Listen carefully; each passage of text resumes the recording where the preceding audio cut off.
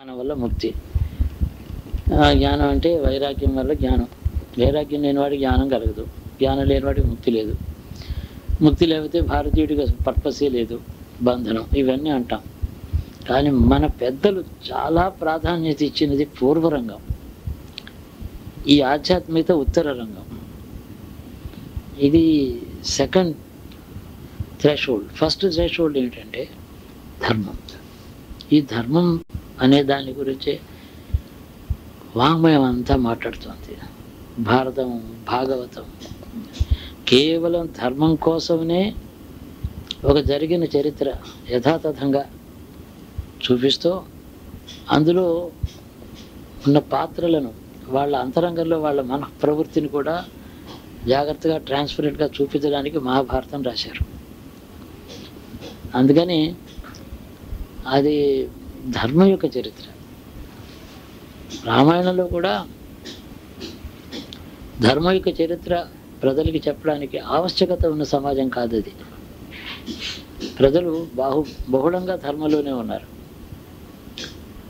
అధర్మం అంటే భయం, ధర్మం ముందు శ్రద్ధ, రెండునే. ధర్మ ఆచరణ అంటే ధర్మాచరణ అంటే ఒకటి ఉండదు.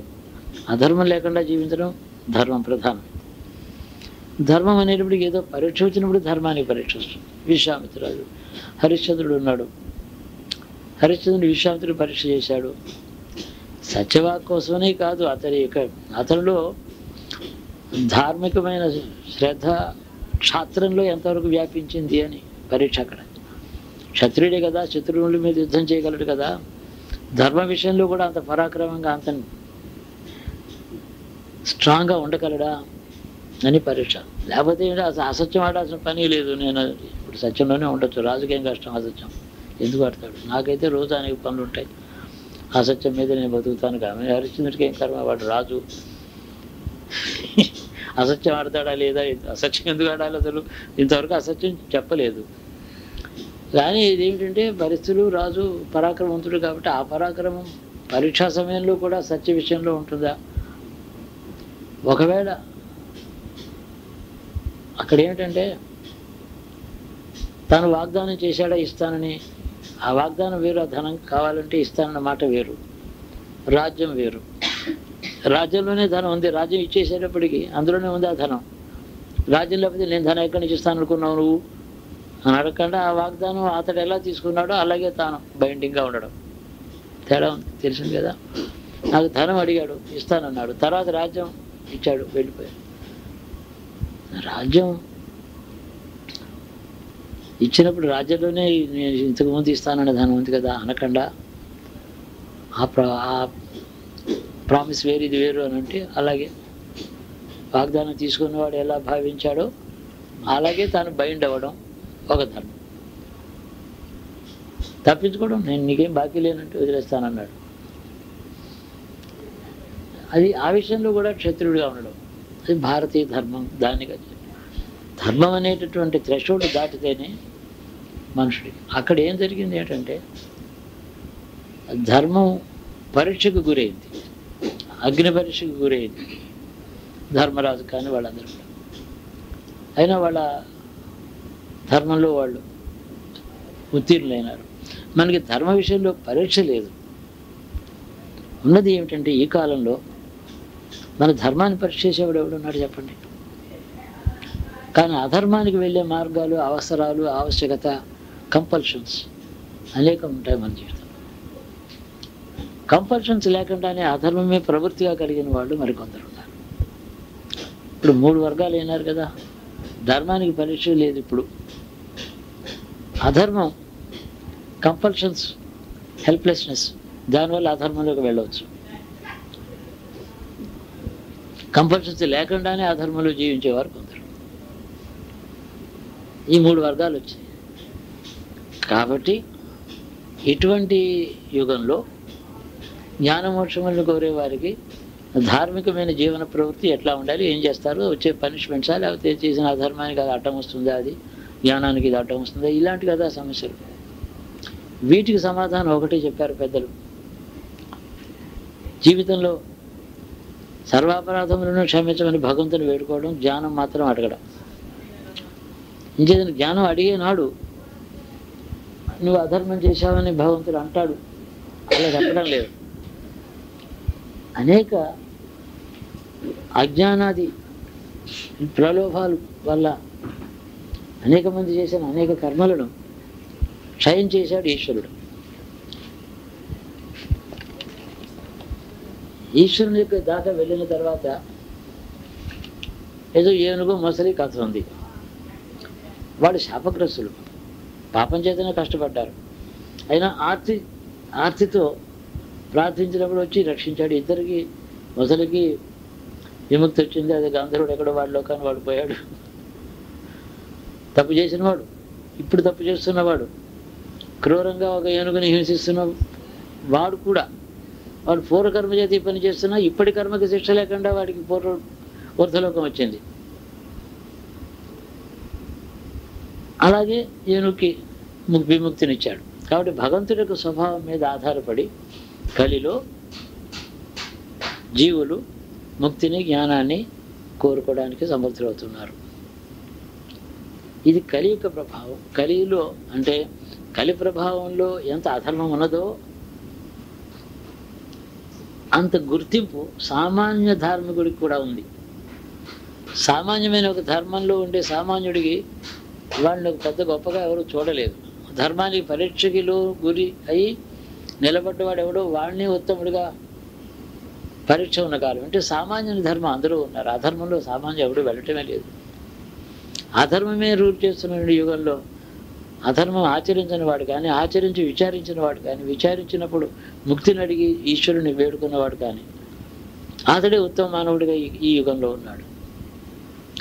దీనికి యజ్ఞయాగాదులతో కానీ, వేద విజ్ఞానంతో కానీ, తపస్సులు యోగం మొదలైన వాటితో కానీ, శాస్త్ర విజ్ఞానంతో కానీ సంబంధం లేనటువంటి పరిస్థితి. ఎందువల్ల వాటికి ఎందుకు మరి ఎందుకు వృధా పోతాయా? ఇవన్నీ ఇప్పుడు నేను చెప్పిన వేద విజ్ఞానం, యజ్ఞక్రతువుల యొక్క విజ్ఞానం, యోగం తపస్సు యొక్క రహస్య విజ్ఞానం, ఇవన్నీ ఒకనాడు సమర్థవంతమైన ప్రజలకి మార్గదర్శకంగా ఉండేందుకు పుట్టినవి ఈ వస్తువులు. ధర్మంలో అందరూ సామాన్యంగానే ఉన్నారు. కాబట్టి అందరు లోకమంతా ధర్మంలో ఉంటే అధర్మం ఆచరించవలసిన ఆవశ్యకత ఎవరికి లేదు. ఒకటి ప్రలోభం లేదు, ఒకటి ధార్మికమైన పరిపాలన జరుగుతూ సమాజం అందరూ క్షేమంగా ఉండడం ఒకటి. ఇక ఊర్ధ్వలోకములు చేరుకోవాలంటే, ముక్తి కావాలని అంటే ఇంత ఇన్ఫ్రాస్ట్రక్చర్ రెడీగా ఉండడం చేత వాళ్ళకి రిక్వైర్మెంట్ కూడా చాలా స్టిఫ్గా ఉండింది. నీవేమీ సుఖం శాంతితో ఉండే పరిపాలనలో రాజ్యంలో ఉన్నావు, నేను పీడ లేదు, నీకు సమృద్ధి ఉంది, చుట్టూ అంతా ధర్మమే ఉంది, నీకు పరీక్ష ఎక్కడిది, నువ్వు చేసిన త్యాగం ఏమున్నది ఇందులో. కాబట్టి ముక్తి కొరకు తపస్సు చేయి, లోకక్షేమం కోసం యజ్ఞాలు చేయి, యజ్ఞం కోసం వేద విజ్ఞానం సంపాదించు, కఠినంగా ఉండేటువంటి శుశ్రూష చేయాలి. స్త్రీకి భార్యగా ఒక పరీక్ష, భర్తగా ఒక పరీక్ష, పుత్రుడిగా ఒక పరీక్ష, తండ్రిగా ఒక పరీక్ష. చిన్న దాంట్లో లోపం వచ్చిన వాడికి తీవ్రమైన శిక్ష. ఉన్న కాలంలో మరి న్యాయంగా అందరూ సుఖంగా ఉన్న కాలంలో తను చేస్తున్నటువంటి త్యాగం ఏమన్నది? ఇది అసహాయ స్థితి కాదు, సుఖమైన శాంతితో కూడుకున్నటువంటి భద్రతతో కూడుకున్న యుగం అది. భద్రత ఎంత ఉందో అంత కృషి చేయవలసి వస్తుంది ఊర్ధ్వలోకానికి. భద్రత లేని సమయంలో చేసిన అధర్మానికి కూడా క్షమ ఉంటుంది. ఇక్కడ ధర్మదేవత 4 కాళ్ళలో నిలబడి ఊర్ధ్వలోకాలు ఆక్రమించుకుని పాదం భూమి మీద పెట్టిన అలా లేదు ఇక్కడ. ఈ యుగంలో, ఈ కాలంలో మనుషుడు తనకు ముక్తి ఎందు హేతు కలిగిందని అంటే అదే ఒక అసామాన్య విషయం. ఆతడి ధర్మాచరణ ఈ యుగంలో దీంతో రిలేటివ్గా చూసేటట్టయితే ఎంతవరకు ధర్మాన్ని ఆచరించాడో దానికి అత్యుత్తమమైనటువంటి గుర్తింపు. ఆనాడు అంత తపస్సు చేస్తే కానీ రానటువంటి ముక్తి మరి ఏమి చేయకుండా వస్తుందని ఎలా చెప్తారండి అంటే ఆ యుగం వేరు, యుగం వేరు. యుగంలో వాతావరణం, యుగ ధర్మం వేరు, యుగ స్వభావం వేరు, ఇక్కడ జీవ స్వభావం వేరు, ఇక్కడ పరిపాలన వేరు, ఆ యుగం వేరు. అందుకని చివరికి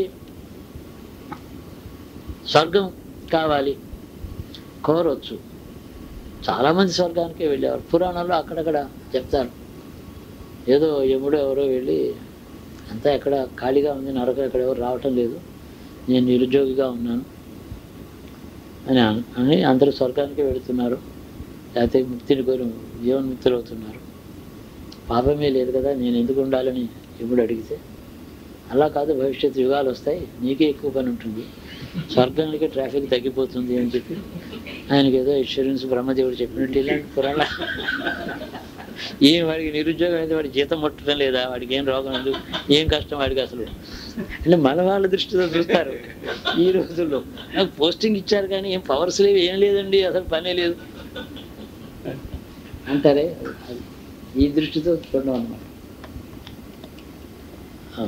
మా తర్వాత మళ్ళీ గంగాదేవిని వాళ్ళందరూ వెళ్ళి, నేను ఈ బాధ భరించలేకుండా ఉన్నాను, పాపాత్ములందరూ నాలో స్నానం చేస్తున్నారు, వాళ్ళ పాపాలు నేను మోయలేకుండా ఉన్నాను, నాకు జబ్బు పట్టుకుందని గంగాదేవి ఏడుస్తుంది ఇంకో చోట. అంటే ధర్మం యొక్క చరిత్ర ఎలా జరుగుతుందో కథలుగా మనకి చెప్పడం వాళ్ళ అలవాటు. తగి ధర్మానికి అగ్ని పరీక్ష, అధర్మాచరణకి ఆవశ్యకత లేని జీవనం, అధర్మానికి అగ్ని పరీక్ష, ధర్మానికి అగ్ని పరీక్ష, అధర్మాచరణకి అవసరమే లేని జీవన ప్రమాణం. అప్పుడు నీవు ఎంతో త్యాగం చేసి, ఎంతో కృషి చేసి, తపస్సు చేత కానీ నీవు తత్వాన్ని తెలుసుకుని, ఇప్పుడు ముక్తి, అప్పుడేమో తత్వజ్ఞానం చేత ముక్తి. తత్వజ్ఞానంతో నిమిత్తం లేకుండా సత్యం ఏదో బ్రహ్మ వస్తువుని గురించి తెలుసుకుంటేనే ముక్తిని కదా, అది కండిషన్ కాదు. ఇక్కడ తెలియకుండా నాకు ముక్తి అంటే తెలియదు, జ్ఞానం అంటే తెలియదు, బ్రహ్మ వస్తువుని దాని గురించి ఏమీ తెలియదు, నేను శరణాగతం, నాకు మళ్ళీ పునర్జన్మ అవుతుంది. కోరికే చెప్తున్నాడు, శరణాగతి ఉంది ఇక్కడ, ఈ సరెండర్ సరిపోతుంది. నువ్వు చాలా పాపాలు చేసావు, ఈ యుగంలో ఆ యుగంలో పుట్టాను నేను, కాబట్టి యుగానికి ఎంతో బాధ్యత ఉందో వ్యక్తికి అంత బాధ్యత తగ్గింది.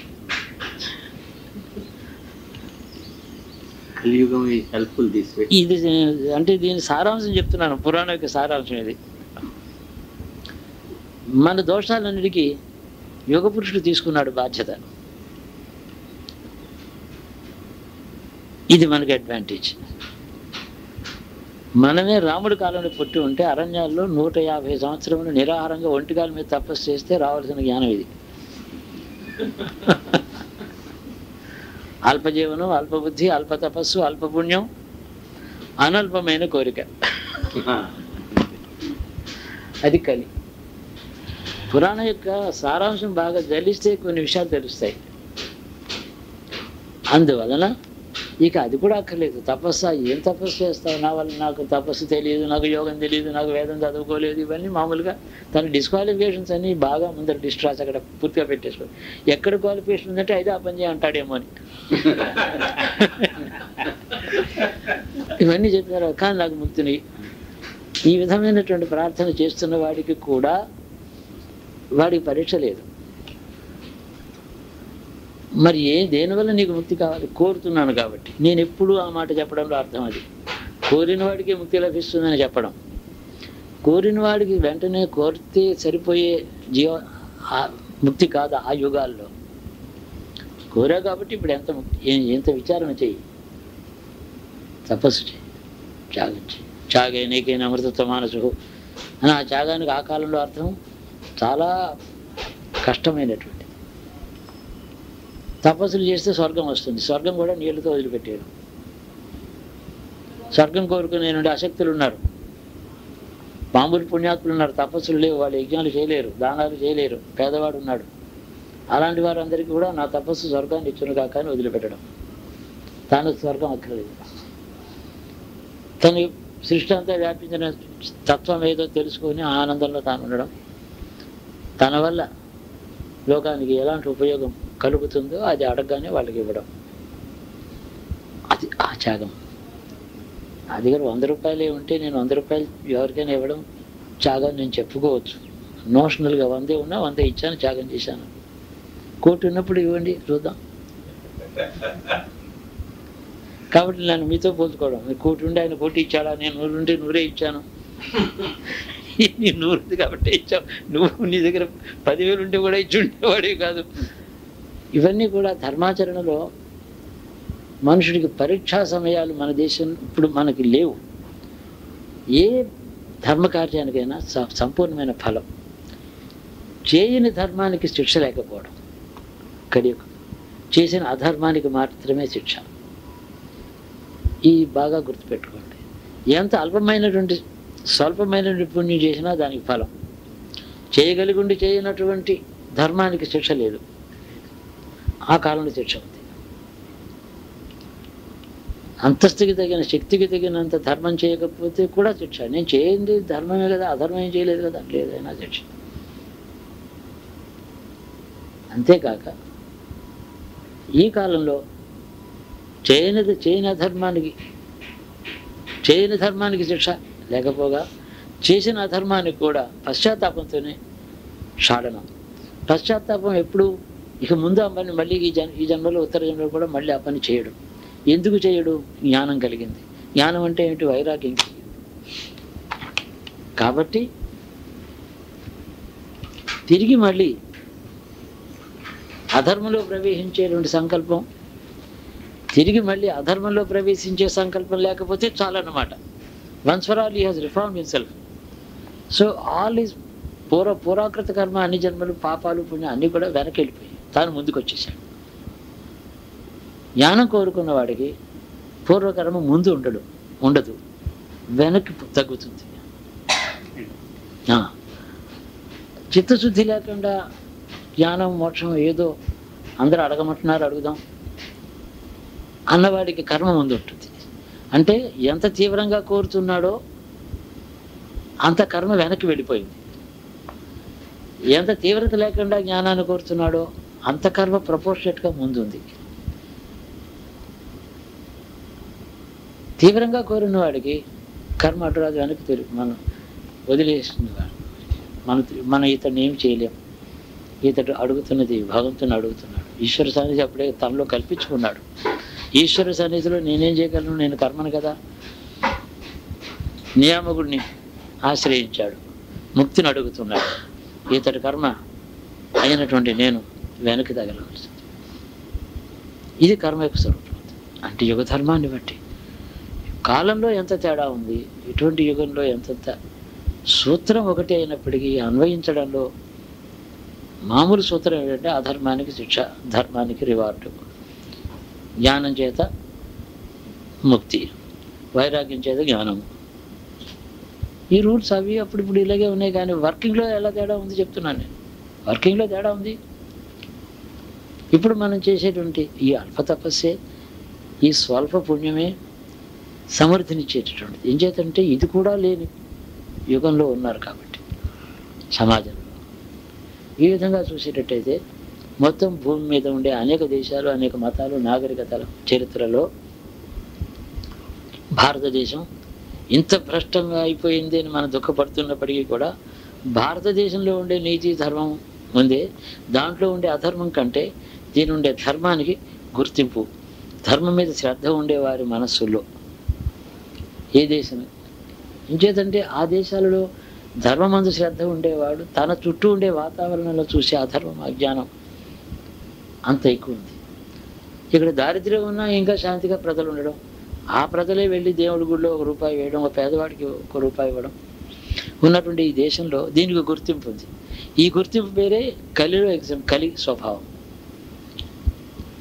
ఇదే మనకి ఒక లెవెల్లో మార్క్స్ వేసేటువంటి ప్రపోర్షన్స్ ఎలా మారాయో మనం చెప్పుకున్నాం. అదే నేపథ్యంలో భారతదేశానికి కూడా ఇతర దేశాలతో ఉండే గుర్తింపు, ఇతర దేశాలలో ధర్మం అనేది దాని మీద శ్రద్ధ కలిగిన వారికి గుర్తింపు భారతదేశం కనపడుతుంది. వాడు సౌత్ ఆఫ్రికన్ కావచ్చు, ఎవడైనా సరే ఏదో ధర్మం ఎక్కడుంది, భగవంతుని జ్ఞానం వైరాగ్యం ఎక్కడైనా ఉందా, అహింస ఉందా, ఇండియాలో ఉంది. మనకి మాత్రం మన పూర్వ చరిత్రతో పోల్చుకుంటే ఎంత పతనం అని మనకు అనిపిస్తుంది. ఇది దేవతలు చూస్తున్నారు. దేవతలనే వెళ్ళి ఇప్పుడు ఆ మాట చెప్పుకుంటున్నాం. అందరూ దేవతలను ఆశ్రయిస్తున్నారు. మన దేశంలో మతం చాలా పెరిగిపోతుంది. ఎన్నింటికి మన దేవతలను ఆశ్రయిస్తున్నాం? ఎవరో దుర్మార్గులు, దొంగలు, దోపిడిగాళ్ళు వాళ్ళ కట్టం నేను పడకూడదు. హనుమంతుడి దండం పెట్టుకుంటాం, దుర్గామ్మవారి దండం పెట్టుకుంటాం. ఏదో చిన్న వ్యాపారం, మన పని మనం కష్టపడి మనం సంపాదించుకుంటాం. దానికి అడ్డు వచ్చే శక్తులు ప్రభుత్వం నుంచి, ప్రజల నుంచి, గూండాల నుంచి, వాళ్ళు పండాలి ఎవరైతే మొత్తానికి అందరూ కూడా మీ బతుకు మీరు బతుకుతుంటే మీ జోలికి వచ్చేవాళ్ళు ఎక్కువ. కాబట్టి మీరు ఏం చేస్తారు? భగవంతుని ఆశ్రయిస్తారు. రక్షణ కోసం, క్షేమం కోసమని భగవంతుని ఆశ్రయించవలసిన స్థితి మన దేశంలో రావడమే మన నైతిక పతనానికి నిదర్శనం.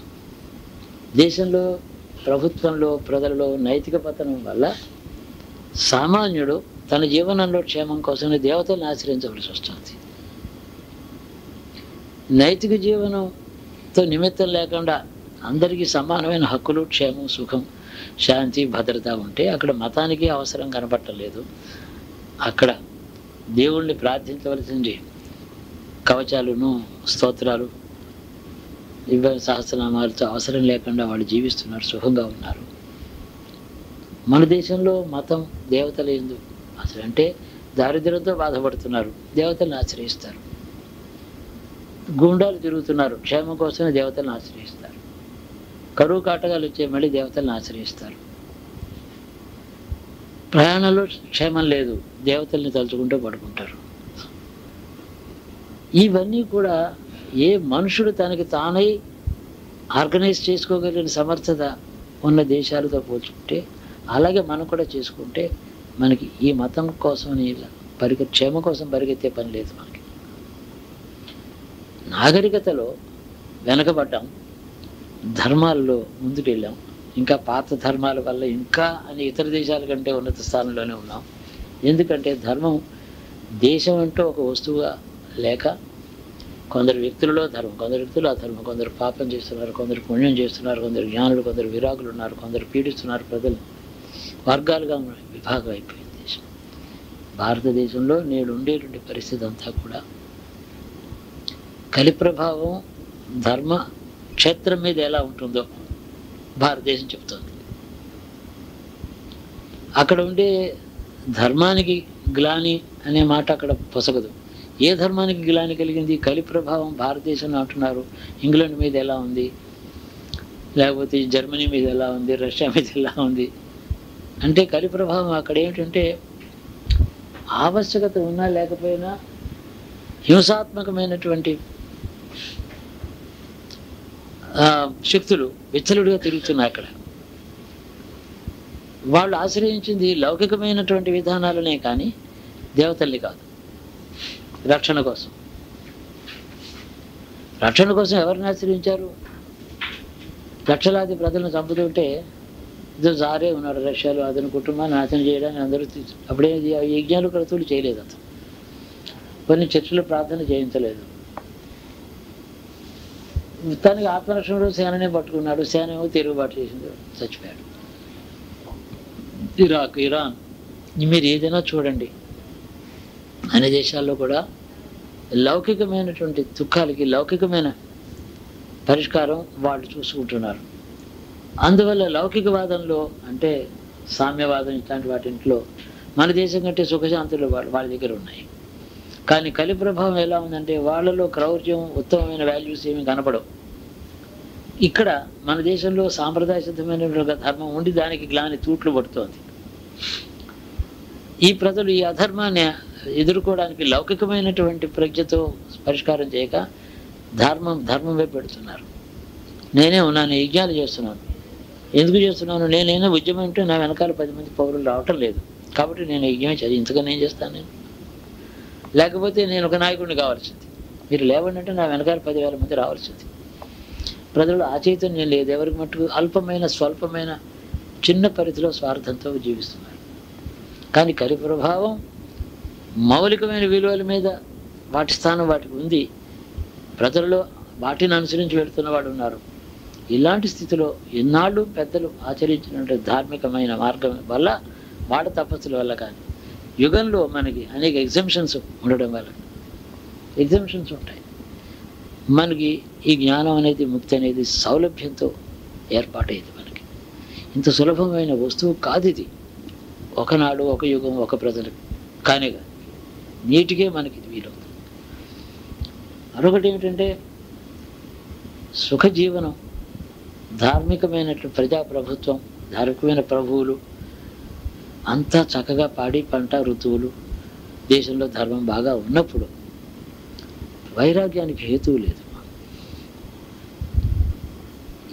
ఈ సమాజంలోనే వైరాగ్యానికి ఎక్కువ హేతు.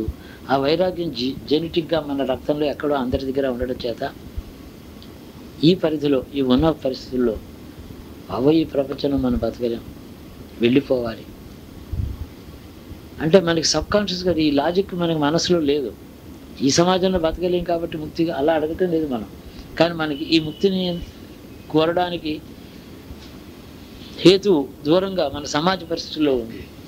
అంటే కలి యొక్క ప్రేరణ వల్ల ముక్తి కోరడం అనేది కూడా జరుగుతుంది ఇండైరెక్ట్గా. మనకి ముక్తి ఎందుకు కాంక్ష, ఎక్కడ ఏనాటి ముక్తి కాంక్ష, జ్ఞానం కావాలి, మోక్షం కావాలన్న థాట్ ఏనాటిది? అది 15,000 సంవత్సరాలు 20,000 సంవత్సరాల పూర్వం నుంచి ఉన్నటువంటి థాట్. అది సావకపోవడం ఏమిటి అంటే బుద్ధుడు పుట్టేట కాలానికి ముక్తిని కోరేటటువంటి కోటాను కోట్ల జీవులు, మనుషులు, సమాజం ఉంది. వాళ్ళు ఆ ముక్తి ఎందు శ్రద్ధ ఉన్నవారు కాబట్టి ఆయన బోధకు వెనకాల వెళ్ళారు. కొత్త మార్గం చూపిస్తున్నాడు ఇతను అలా వెళ్ళారు. అంటే ముక్తి ఎందు, జ్ఞానమందు ఇచ్చగలిగిన జాతి బాగా సమృద్ధిగా ఉండాలి. ఆనాడు సుఖశాంతులు ఇంతకన్నా బాగానే ఉన్నాయి రాజ్యాలు. ఇప్పుడు సుఖశాంతులు కూడా లేనప్పుడు ఈ ముక్తి ఎందు ఇచ్చగలిగిన వాళ్ళు ఈ దేశంలో ఈ కారణం వల్ల సబ్కాన్షియస్ వాళ్ళకి తెలియకుండానే ఈ కారణం వల్ల ఒక ప్రోద్బలం కలుగుతోంది. దేని ఎందు ఏమింది, సుఖం ఎక్కడుందని అనుకున్నారు ప్రతివాడు. సుఖం లేదనే విషయం ఎక్కువ ద్యోతకమవుతుంది. దానికి కలిగి కారణం అంటే భగవంతుడి యొక్క సృష్టిలో ఇది దోషం అని చెప్పడానికి ఏది లేదు. దోషం ఉంటే ఈశ్వరుడు సృష్టికి కర్త కాడు.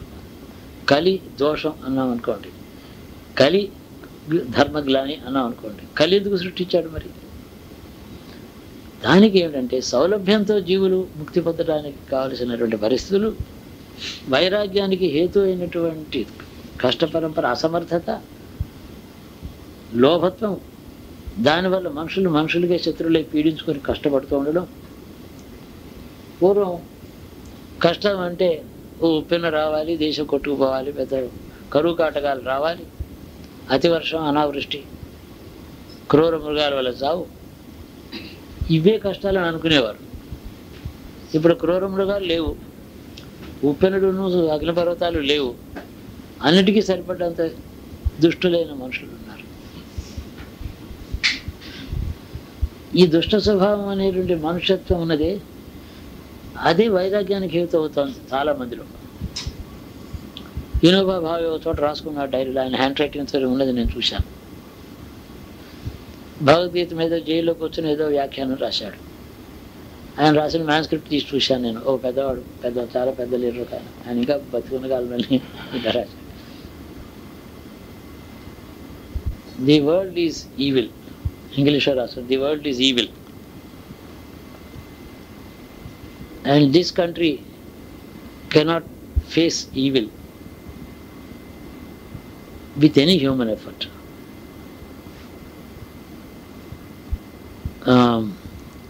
Only way out is bhakti. రాసుకున్నాడు. అంటే ఒక డిస్ట్రెస్లో అన్న మాటలు ఇవి. ఇంకో మార్గం లేదు, భగవంతుడు తప్ప ఇంకో మార్గం లేదు. ఈ అర్థంలో మన దేశానికి కలి ప్రభావం వల్ల వచ్చిన లాభం ఏమన్నా ఉందా అని ప్రశ్న కూడా చెప్తున్నాను. కలి ప్రభావం వల్లనే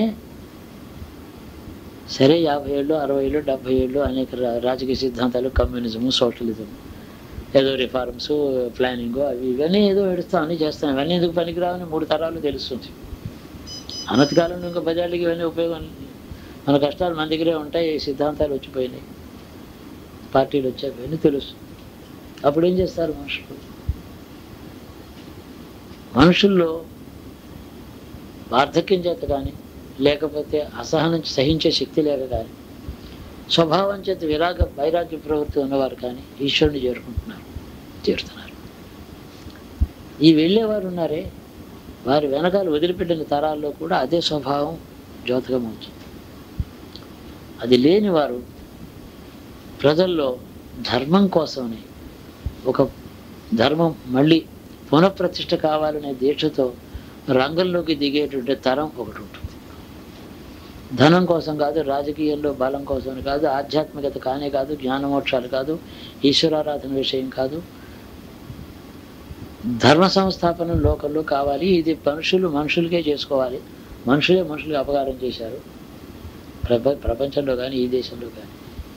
కాబట్టి మనుషుల్ని ఎదిరించి ధర్మ సంస్థాపన చేసుకుందాం అనేటటువంటి జ్ఞానం కలగాలి.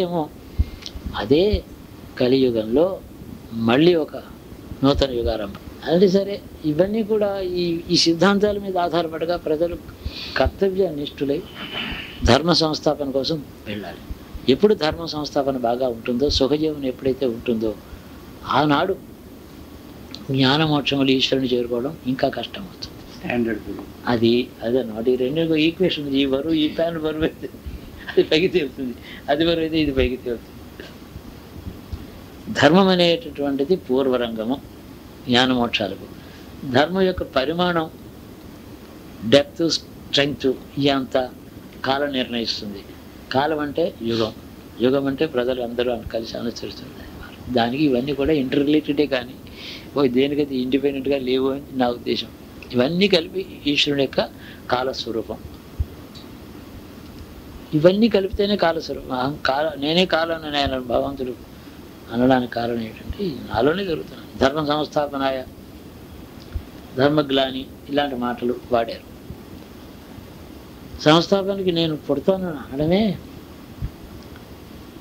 ప్రజలలో దాని యందు దీక్ష కలుగుతుంది. దాని యొక్క ఆవశ్యకత గుర్తిస్తారు. ధర్మం లేకపోతే ఎవరికీ క్షేమం లేదు అనే విషయం గుర్తిస్తారు. అధర్మంలో ఉండేవాడు ధర్మాన్ని ఎదిరించి స్వార్థపరుడి కొంత లాభం కలిగినా అది లాభం కాదు, అది వాడికి దుఃఖహేతువే అవుతోంది. వాడికంటే బలమైన వాడు ఇంకొక అధర్మంతో ఇంకా పెద్ద కర్ర తీసుకుని వాడిని తప్పవచ్చు. కాబట్టి అధర్మంలో పోటీ వచ్చిందంటే అందరికీ నాశనం హేతు అవుతుంది. ధర్మంలో పోటీ ఉండదు, కంటెన్షన్స్ ఉండవు. అందరూ ధార్మికులు అయితే ధర్మంలో ఉండేవారే అయితే అధికారం కోసం, ధనం కోసం పరిగెత్తరు. ధర్మం యొక్క స్వరూపం అలాంటిది. ధర్మం ప్రధానంగా క్షేమాన్ని ఇవ్వడం మాత్రమే కాదు, తృప్తినిస్తుంది. సంతృప్తిని ఎప్పుడైతే ఇచ్చిందో మనుషుడు, అంటే ధర్మంలోనే అసంతృప్తి లేకుండా పోతుంది. అసంతృప్తి, అధర్మం కలిసి జీవిస్తాయి, ధర్మము సంతృప్తి కలిసి ఉంటాయి. ఎప్పుడు ఈ రెండు చక్రాల మీద నడుస్తూ ఉంటాయి. దీన్ని గుర్తించిన వాడు కలిలో భయంకరమైనటువంటి రాక్షస మూకల మధ్యని కూడా ఈశ్వరుని చూస్తాడు. ఎక్కడో పవిత్రమైన యజ్ఞవాటికల్లో ఉంటాడని అనుకోకూడదు. ఎక్కడ మహాపాపం జరుగుతుందో అక్కడ ఉంటాడు. అక్కడ కూడా సమానంగా ఉంటాడు. అతడి యొక్క ప్రెజెన్స్ వల్ల క్రూరకర్మలు చేసేటటువంటి వారు, వారి చేతిలో బాధలు పడ్డవారు, వారు తర్వాత పడ్డ బాధలు రెండు కలిపి వాళ్ళకి గుర్తింపు రావడానికి ఆయన కారణం అవుతాడు. వర్తమాన భారత చరిత్రలో ఆధ్యాత్మికత సమృద్ధిగానే ఉంది. ఇక అధర్మము అది కూడా బాగా ఉంది. ధర్మము ఉంది. ధర్మము వ్యక్తులలో ఉంది, ప్రజా సమూహంలో కాదు. సామాన్య ప్రజలలో ధర్మము అధర్మం ఏం లేదు. వాళ్ళు జీవనోపాధి కోసం వాళ్ళు మునిగి తేలుతూ ఉంటారు. వాళ్ళు ఆ ధర్మంలోనూ ఉండడు, అధర్మంలోనూ ఉండడు, వాడు సామాన్యుడు.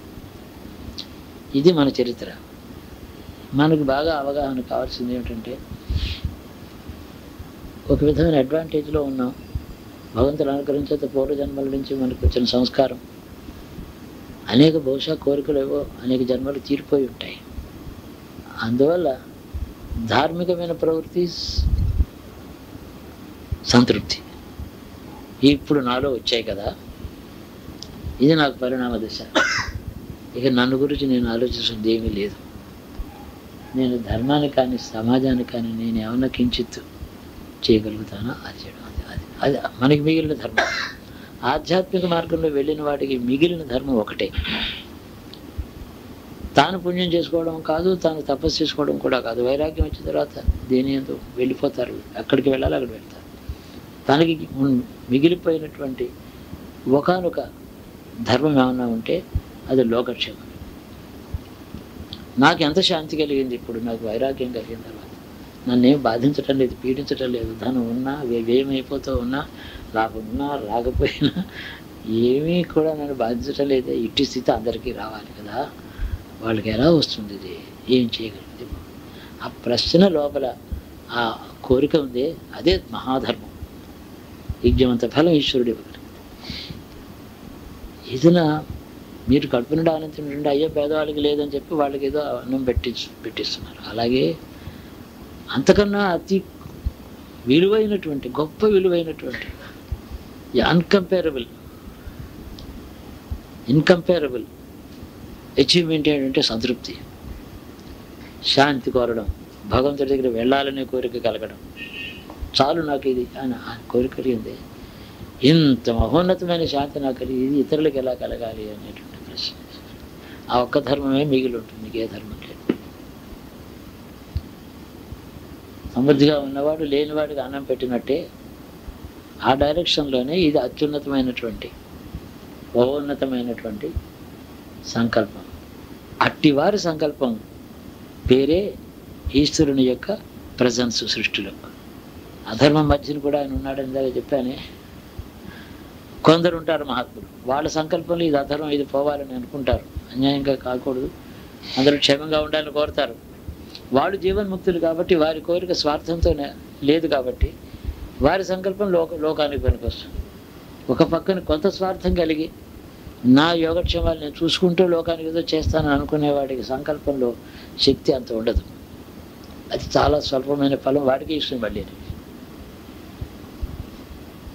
నాకేదో స్వార్థమైన చాలా కోరికలు ఉన్నాయి, అందరూ బాగా ఉండాలని నేను కోరుతూ ఉంటాను. ఏదో కొంచెం పుణ్యం యజ్ఞం చేశాను అనుకోండి, ఆ పుణ్యం వచ్చేసి ఆ యజ్ఞం చేసిన పుణ్యం నా కోరికలు ఇంకా ఉన్నాయి కదా, ఇటుపై వెళ్ళిపోతుంది, లోకం వైపు వెళ్ళదు. నా లోపలే నా స్వార్థంతో కూడా ఏమీ లేనటువంటి ఏ సంకల్పము లేక నా శాంతి సౌభాగ్యం అని పూర్తిగా మర్చిపోయి లోకక్షేమం మాత్రమే కోరేవాడు అంటే విరాగి. తనకంటూ ఏ కోరిక లేనివాడు, అతడి సంకల్పమే ఈశ్వరుడు. మిశ్రమ భావాలలో ఉండే కర్మలో ఉండే పుణ్యం అతడికే వెళ్ళిపోతుంది. అంటే ఒకవేళ ఇలా చూపిస్తే 3 వేలు వెనక్కి చూపిస్తున్నాయి అంటారే, అలాగే మిశ్రమ కర్మ అన్ని వేలు ఇలా చూపించడం అది ధర్మం. వైరాగ్యం వెనక్కి తిరిగి చూడకుండా అతడి సంకల్పం వల్లనే, విరాగి యొక్క సంకల్పమే లోకక్షేమం కోరడం వల్లనే ఎక్కువ ఈశ్వరుడు ఆనందిస్తాడు, ఫలం ఇస్తాడు. అది ఎప్పుడు కూడా ఆ ధర్మం మాత్రం మనకి మిగిలి ఉంటుంది. మిగతావన్నీ అన్ఇంపార్టెంట్. అవి ధర్మాలు మిమ్మల్ని బయట చేసేవి కావు. చేస్తే వచ్చే మహాఫలం స్వార్థంతో ఉండదు, మనకొస్తుంది. చేయకపోతే దోషం ఉండదు. చేస్తే అపారమైన ఫలితాన్ని ఇవ్వగలిగింది ఇట్టి సంకల్పం, యోగక్షేమం.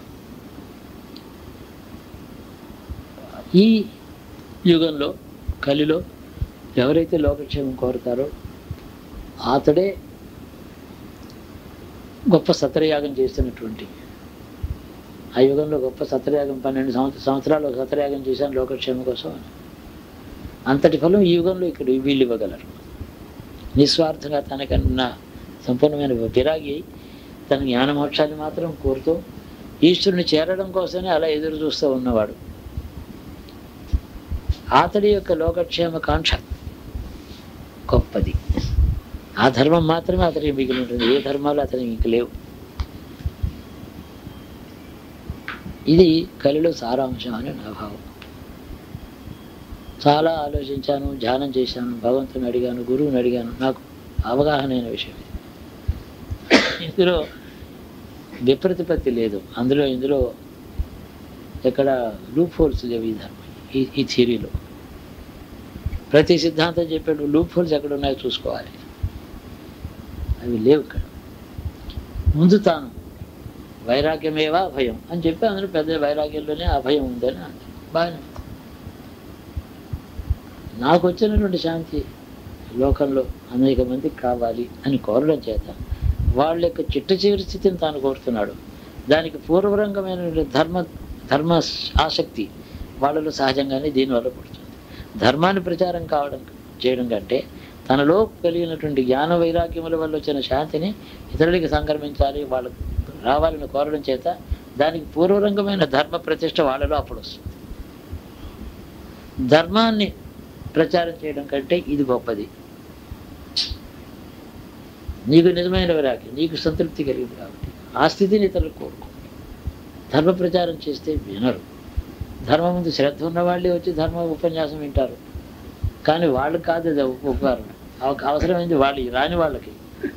వాళ్ళు వచ్చారన్న దగ్గరికి ఇంకెందుకు ఈ ప్రచారం? భక్తి కావాలని చెప్పి భక్తులు చాలా ఆనందిస్తారు. భక్తిని గురించి ఉపన్యాసం చెప్తే భక్తులు ఆనందిస్తారు. భక్తి లేని వాడు ఏదో మాట్లాడుతున్నాడు, వాడికి మాత్రం ఇది ఉపయోగించాలి, అసలు కావాల్సింది వాడికి. కానీ ప్రచారం యొక్క నిష్ఫలత్వం తెలుస్తుంది ఇట్లా. ప్రచారం నిష్ఫలం. ఆసక్తి ఉన్నవాడికి సందేహ నివారణ మాత్రమే కర్తవ్యం. వాడికైనా ప్రచారం చేసే ఉపయోగం లేదు. కర్తవ్య బోధ, నాకే తెలుసు నా కర్తవ్యం అని అనుకునే వాడికి కర్తవ్య బోధ ఎందుకు వింటాడు? మనం చెప్తే నక్సలైట్ ఉన్నాడు, వాడికి కర్తవ్యం గన్ అనుకుంటున్నాడు. వాడి దగ్గర మనం వెళ్ళి నాయన ఇది మానవత్వం ఇవి అంటే ముందర నువ్వు తప్పించు పారిపోలేక 5 నిమిషాలు అయితే నువ్వు చంపుతానంటాడు. అహింసను గురించి వాడితో మాట్లాడతాను. కాబట్టి ఎవరికి అయ్యా రోగికి మందు పచ్చం అరుచిగా ఉంటుంది, వాడికి అవసరం, కానీ దాన్ని వాడు రిజెక్ట్ చేస్తాడు. బలవంతాన్ని అందరూ చెప్తే వాడు భయం చేత, ప్రాణభయం, దానికోసం బలవంతాన్ని తింటాడు, కానీ ఇష్టంతో కాదు.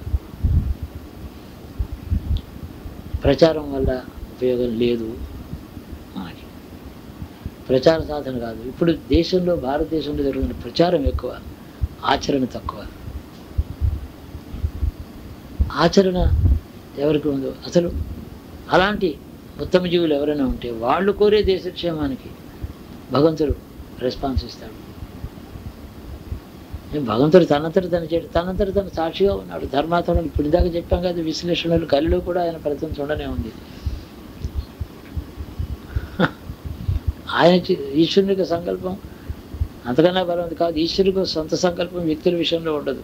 మొత్తం ధర్మం యొక్క చరిత్రకి కారకుడు ఆయన. ఎప్పుడు అధర్మంలో ఉండిన లోకంలో ధర్మం కావాలని కోరడం ధర్మంలో ఉండే వారికి బాధ్యత. ఇది సౌలభ్యం ఉంది గురుగారి. మీరు చెప్పింది ఇప్పుడు చెప్పిందండి. ఇప్పుడు ఈ పీఠాలతో డైమెన్షిక్ లేకపోతే కలికాలంలో ఎవరికి ముక్తి రాదండి. కలికాలం ఇది హెల్ప్ ముక్తి అంటున్నారు. సులభమని సులభం, ఒక ఇంటెన్స్ డిజైర్ ఒకటి ఉండి ఏలో ఉన్నాయి కాలో స్మరణ ముక్తి స్టాండర్డ్స్ అప్లై చేసి చెప్తున్నారు వాళ్ళు. వీళ్ళేం పారిపోతున్నారు. ఆ స్టాండర్డ్ ముందర వాళ్ళు అప్లై చేసుకోవాలి. అప్పుడు ఏమవుతుంది, వాళ్ళ పని వాళ్ళు ఎక్కడున్నారో తెలుసు. వాళ్ళు ఎక్కడుంటే మనం ఇంకెక్కడ ఉన్నామో తెలుసు. ఇంకెందుకు ఇవన్నీ? అయ్యా కలిలో 4,32,000 సంవత్సరాలు కలి, ఇంకా 5,000 ఏళ్ళు కాలేదు, ఇంకా 4,27,000 సంవత్సరాలు ఉంది. ఎందుకు ఇక మరి ఇవన్నీ చేసుకోవడం? మానేస్తే పోతుంది. అది వ్యర్థం, నిర్వేదం, క్రియాశూన్యత్వం. జీవులందరికీ శాంతిని, నేను పొందాను శాంతి, వీళ్ళందరికీ శాంతి కావాలి ప్రభు అని అంటే, ఓ నీ ప్రార్థన కూడా ఊరికే పోకూడదు కదా. ఏ ప్రార్థన ఏ కోరిక ఊరికే పోకూడదని ఆయన శాసనమే. ఆయన్నే అడిగినప్పుడు ఇతరులలో ధార్మిక జిజ్ఞాస ముందర ఉత్పన్నమవుతుంది. అంటే వాళ్ళ ప్రయాణం ప్రారంభమవుతుంది ఈ కోరిక వల్ల.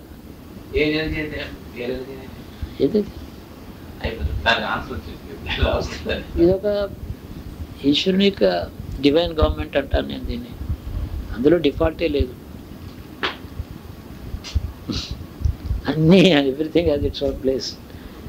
ఆ ధర్మానికి ప్రజలు శ్రద్ధ మళ్ళాలి అంటే వాళ్ళకి జ్ఞాన మోక్షాలు కావాలని కోరు. ముందర ధర్మ ప్రచారం నీ వల్ల కాదు. నువ్వు చెప్తే వాళ్ళు వినరు. నీకు వ్యతిరేకంగా ప్రచారం చేసి అధర్మాన్ని ప్రచారం చేసేవాళ్ళు బలమైన వాళ్ళు చాలామంది ఉన్నారు. వాళ్ళ ముందర నీ వాయిస్ బలహీనంగా ఉంటుంది. ప్రచారం యథాశక్తి అడిగిన చోట, వినేవాళ్ళు ఉన్న చోట, సందేహం ఉన్న చోట నివారణ కోసం చెప్పగలిగితే చెప్పవచ్చు. కానీ దానికంటే ఇంకా పెద్ద కోరిక ఉండాలి మనసులో. విశ్వశాంతి. విశ్వశాంతి అనే మాట ఏమిటి? విశ్వశాంతి ఏమిటి? ఒక మాట విశ్వానికి శాంతి కలుగుతుందా? విశ్వానికి శాంతి అంటే ఒక మాట ఎవరు అంటారు? ఒకటి మంచి మాటలు అవి వినడానికి బాగుంటాయి సొంపుగా. అని విశ్వశాంతి విశ్వ కళ్యాణం కోసం యజ్ఞం చేస్తున్నాను అంటాడు ఒక ఆయన. 40 రోజులు అందరు రండి, మీరు అందరూ ప్రదేశ్ వెళ్ళి ఇవ్వండి. ఏమిటో విశ్వశాంతి కళ్యాణం, విశ్వ కళ్యాణం అంటే ఎలా సాధిస్తుంది ఒక యజ్ఞంతో? అడగవలసింది ఏంటంటే ఏకాంతంగా ఒక యజ్ఞం చేతనైతే చేసుకుని రెండో వ్యక్తితో సంబంధం లేకుండా ఈ కోరిక కోసం యజ్ఞం చేస్తున్నాను. ఆ వారందరికీ నాకు కలిగిన వైరాగ్యం, నాకు కలిగినటువంటి సంతృప్తి అందరికీ